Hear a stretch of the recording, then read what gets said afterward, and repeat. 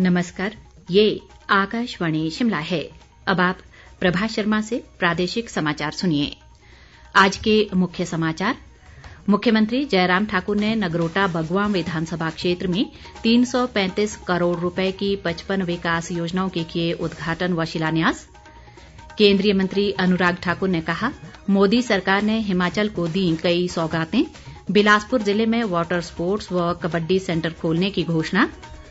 राज्यपाल राजेंद्र विश्वनाथ आर्लेकर ने नशाखोरी की बढ़ती बुराई को रोकने के लिए साझे प्रयासों की जरूरत बताई। और प्रदेश कांग्रेस ने राज्य सरकार पर सत्ता के दुरुपयोग का लगाया आरोप। अब समाचार विस्तार से। मुख्यमंत्री जयराम ठाकुर ने कांगड़ा जिला के नगरोटा बगवां में आज 335 करोड़ रुपए की लागत वाली 55 विकासात्मक परियोजनाओं के लोकार्पण व शिलान्यास किए। इस अवसर पर उन्होंने प्रगतिशील हिमाचल स्थापना के 75 वर्ष समारोह में एक जनसभा को संबोधित करते हुए नगरोटा बगवां में लोक निर्माण विभाग के विश्राम गृह और चंगर क्षेत्र में अग्निशमन केंद्र खोलने की घोषणा की। जयराम ठाकुर ने कहा कि हिमाचल प्रदेश ने वर्ष 1948 में गठन के बाद से अब तक विभिन्न क्षेत्रों में अभूतपूर्व विकास किया है। मुख्यमंत्री ने कहा कि प्रदेश के गांवों के 100% विद्युतीकरण के अलावा राज्य में 39,354 किलोमीटर सड़कों का जाल बिछा है, जिसका पूरा श्रेय पूर्व प्रधानमंत्री अटल बिहारी वाजपेयी को जाता है। जयराम ठाकुर ने कहा कि मौजूदा राज्य सरकार ने अपने कार्यकाल के दौरान प्रदेश के गरीब और जरूरतमंद वर्गों का समग्र विकास सुनिश्चित किया है। इस दौरान उन्होंने राज्य सरकार की विभिन्न कल्याणकारी योजनाओं का जिक्र किया। इस बीच मुख्यमंत्री ने ज्वालाजी विधानसभा क्षेत्र के सिल्ह में आयोजित प्रगतिशील हिमाचल स्थापना के 75 वर्ष कार्यक्रम की अध्यक्षता भी की। इस अवसर पर उन्होंने कहा कि विपक्ष प्रदेश सरकार द्वारा राज्य की प्रगति और जन कल्याण में लिए गए निर्णयों की आलोचना कर लोगों को भ्रमित करने का प्रयास कर रहा है। केंद्रीय सूचना व प्रसारण मंत्री अनुराग सिंह ठाकुर ने कहा है कि देश और प्रदेश के लिए डबल इंजन की सरकार ने विकास के कई आयाम स्थापित किए हैं। अनुराग ठाकुर आज बिलासपुर में आयोजित मेरा हिमाचल मेरा गौरव 75 साल हिमाचल के कार्यक्रम को संबोधित कर रहे थे। उन्होंने कहा कि बीते 75 वर्ष में हिमाचल ने विकास की एक लंबी यात्रा तय की है, जिसमें कई लोगों ने अपना भरपूर योगदान दिया है और यही कारण है कि आज हिमाचल का नाम देश के 3 अग्रणी राज्यों में लिया जाता है। अनुराग ठाकुर ने कहा कि प्रधानमंत्री नरेंद्र मोदी के बीते 8 वर्षों के नेतृत्व में एक भी दाग नहीं है और बीते 60 वर्षों के मुकाबले 8 वर्ष में शिक्षा, स्वास्थ्य व 4 लेन निर्माण सहित औद्योगिक गतिविधियां तेजी से देश में विकसित हुई हैं। केंद्रीय मंत्री ने आने वाले 25 वर्षों में देश को स्वच्छ, सशक्त और सुंदर भारत का संकल्प लेने का भी लोगों से आह्वान किया। उन्होंने कहा कि बिलासपुर जिले में मोदी सरकार के कार्यकाल के दौरान 4 लेन, हाईवे और पुलों के निर्माण सहित शिक्षा व स्वास्थ्य को प्रमुखता देते हुए बहुत काम किया गया है। उन्होंने कहा कि बिलासपुर में वाटर स्पोर्ट्स और नैनादेवी विधानसभा क्षेत्र में कबड्डी सेंटर स्थापित किया जाएगा। बाद में केंद्रीय मंत्री ने जुखाला में प्रगतिशील हिमाचल स्थापना के 75 वर्ष कार्यक्रम में भी भाग लिया। इस अवसर पर राज्य आपदा प्रबंधन बोर्ड के उपाध्यक्ष रणधीर शर्मा, विधायक JR कटवाल और मुख्यमंत्री के सलाहकार त्रिलोक जम्वाल सहित अन्य गणमान्य लोग मौजूद रहे। शहरी विकास मंत्री सुरेश भारद्वाज ने कहा है कि शिक्षा के क्षेत्र में भारत को विश्व स्तरीय पहचान दिलाने में नई शिक्षा नीति अत्यंत प्रभावी है। वे आज शिमला के कालीबाड़ी हॉल में हिंद एजुकेशन द्वारा आयोजित एक कार्यक्रम में बतौर मुख्य अतिथि बोल रहे थे। भारद्वाज ने कहा कि प्रधानमंत्री नरेंद्र मोदी के नेतृत्व में शिक्षाविदों के सुझाव व गहन विचार के बाद नई शिक्षा नीति को लागू किया गया। कार्यक्रम में राष्ट्रीय स्वयंसेवक संघ के प्रांत प्रचार प्रमुख महिदर प्रसाद ने कहा कि भविष्य निर्माण के लिए निश्चित लक्ष्य तय कर आगे बढ़ना चाहिए।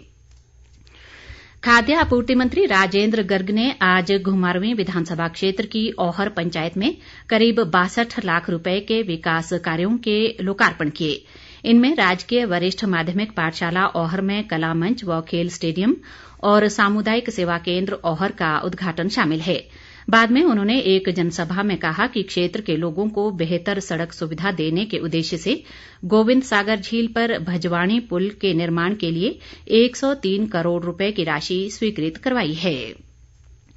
ऊर्जा मंत्री सुखराम चौधरी ने आज पांवटा साहिब विधानसभा क्षेत्र में नई स्तरोन्नत राजकीय उच्च पाठशाला अमरकोट, बांगरन और खोड़ोवाला का विधिवत रूप से शुभारंभ किया। इस दौरान उन्होंने नई राजकीय प्राथमिक पाठशाला किशनकोट का भी उद्घाटन किया। राज्यपाल राजेंद्र विश्वनाथ आर्लेकर ने नशाखोरी की बढ़ती बुराई को रोकने के लिए साझे प्रयासों की जरूरत बताई है।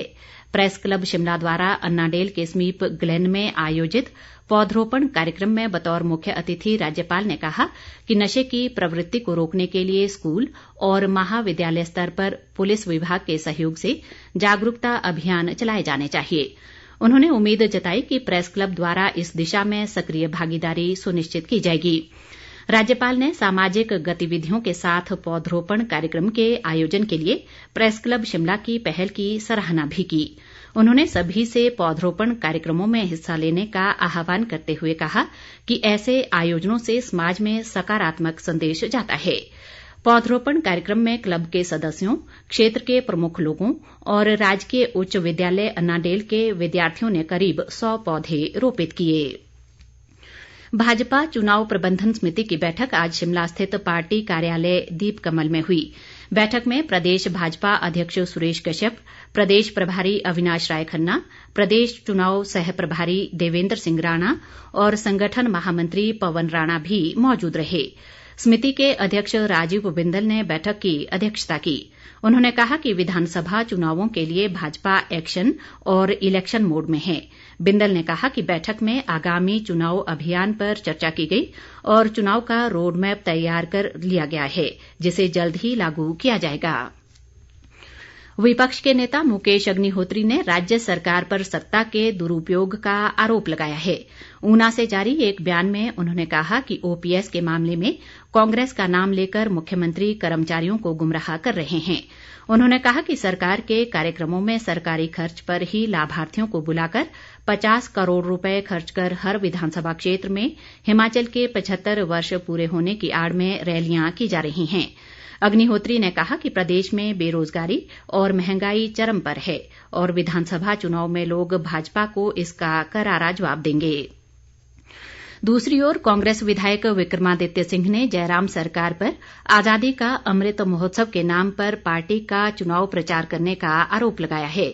शिमला से जारी एक बयान में उन्होंने कहा कि भाजपा नेता इन सभाओं में अपनी पार्टी का बखान कर लोगों से वोट मांग रहे हैं।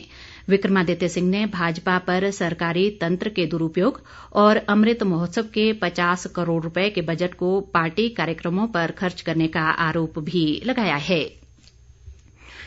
पिछले दिनों किन्नौर जिले के खिमलोगा दर्रे को पार करते हुए घायल ट्रैकर सुब्रोतो बिस्वास व 3 पोर्टर को आज पुलिस, आईटीबीपी और होमगार्ड के जवानों ने सुरक्षित सांगला पहुंचाया। उपायुक्त आबिद हुसैन सादिक ने बताया कि सामुदायिक अस्पताल में घायल ट्रैकर को प्राथमिक उपचार के बाद रामपुर रेफर किया गया और 3 पोर्टर भी रामपुर पहुंच गए हैं। उन्होंने बताया कि मृतक ट्रैकर सूजे दूल्हे के शव की खोज जारी है। भाजपा के प्रदेश महामंत्री व कांगड़ा चंबा के प्रभारी त्रिलोक कपूर ने दावा किया है कि इस बार हिमाचल में भाजपा दोबारा से सत्तासीन होगी। आज चंबा में एक पत्रकार वार्ता के दौरान उन्होंने कहा कि केंद्र व राज्य सरकार ने विभिन्न योजनाओं के माध्यम से देश व प्रदेश की जनता को लाभान्वित किया है। इससे पहले भाजपा के राष्ट्रीय उपाध्यक्ष सौदान सिंह ने आज चंबा में 4 भाजपा मंडलों डलहौजी, चुराह, भटियात और भरमौर के पदाधिकारियों के साथ मिलन समारोह में शिरकत की और विधानसभा चुनाव को लेकर चर्चा की। प्रदेश पर्यटन विकास निगम कर्मचारी संघ ने निगम के कर्मचारियों को 1 जनवरी 2016 से नया संशोधित वेतनमान प्रदान करने के निर्णय का स्वागत किया है। संघ के महासचिव राजकुमार शर्मा ने कहा कि इस निर्णय से निगम के 1300 से अधिक कर्मचारियों को लाभ मिलेगा। उन्होंने इसके लिए मुख्यमंत्री जयराम ठाकुर और निगम के प्रबंध निदेशक अमित कश्यप का आभार जताया है। अंत में मुख्य समाचार एक बार फिर। मुख्यमंत्री जयराम ठाकुर ने नगरोटा बगवां विधानसभा क्षेत्र में 335 करोड़ रुपए की 55 विकास योजनाओं के किए उद्घाटन व शिलान्यास। केंद्रीय मंत्री अनुराग ठाकुर ने कहा, मोदी सरकार ने हिमाचल को दी कई सौगातें, बिलासपुर जिले में वाटर स्पोर्ट्स व कबड्डी सेंटर खोलने की घोषणा।